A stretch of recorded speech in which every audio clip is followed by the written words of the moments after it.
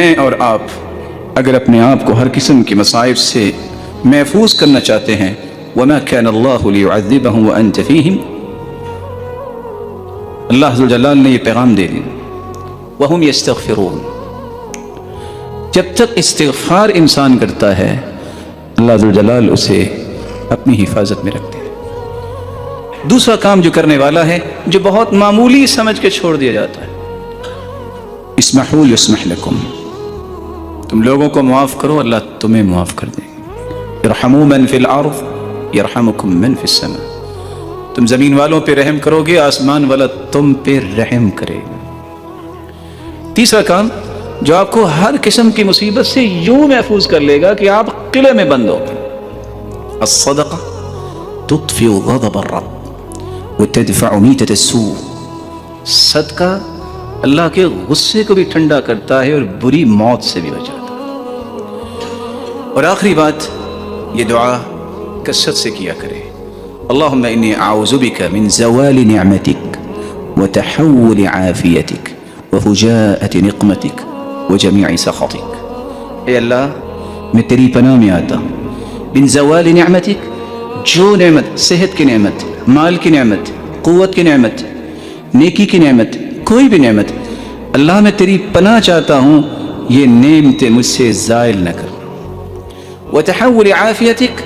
آج صحت ہے، نماز پڑھتا ہوں، نیکی کرتا ہوں، خیر خواہی کرتا ہوں، والدین کی اگر میں خدمت کرتا ہوں، کسی کے کام آتا ہوں، میرے مالک کی عافیت کی نعمت جو ہے یہ مجھ سے نہ چھیننا، ایسی بیماری نہ ہو کہ میں نماز بھی نہ پڑھ سکوں۔ وفجاءۃ نقمتک، اور اچانک سے ایسی مصیبت نہ آئے کہ جس کو میں برداشت نہ کر سکوں۔ وجمیع سخطک، اللہ تیرے ہر قسم کے غصے سے میں تیری ہی پناہ چاہتا ہوں، میں بہت کمزور ہوں۔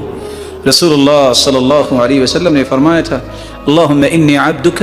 وابن عبدک وابن امتک ناصیتی بیدک ماض فی حکمک عدل فی قضاؤک اسألک بکل اسم هو لک سمیت به نفسک أو أنزلته في كتابك أو علمته أحدا من خلقك أو استأثرت به في علم الغيب عندك أن تجعل القرآن العظيم ربيع قلبي ونور صدري وجلاء حزني وذهاب همي وغمي، جب یہ انسان پڑھ لے تو اللہ اس کے غموں کو دور کر دیتے ہیں۔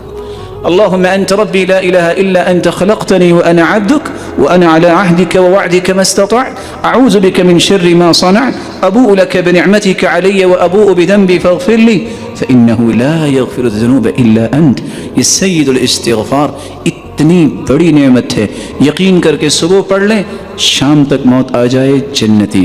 شام کو یقین کر کے پڑھ لیں صبح تک موت آ جائے، دنیا جہان کے فتنے ہوں، یہ زلزلے اللہ عز و جلال ہم سب کو محفوظ فرمائے۔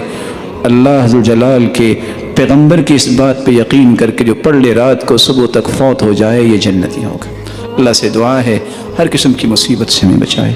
مولا کریم ہر خیر ہمارے حصے میں لکھ دے۔ مولا کریم ہم کمزور ہیں، ہم اقرار کرتے ہیں الہ العالمین ہم خطا کار ہیں، ہمیں معاف فرما اور ہم پہ اپنی خصوصی رحمت کا نزول فرما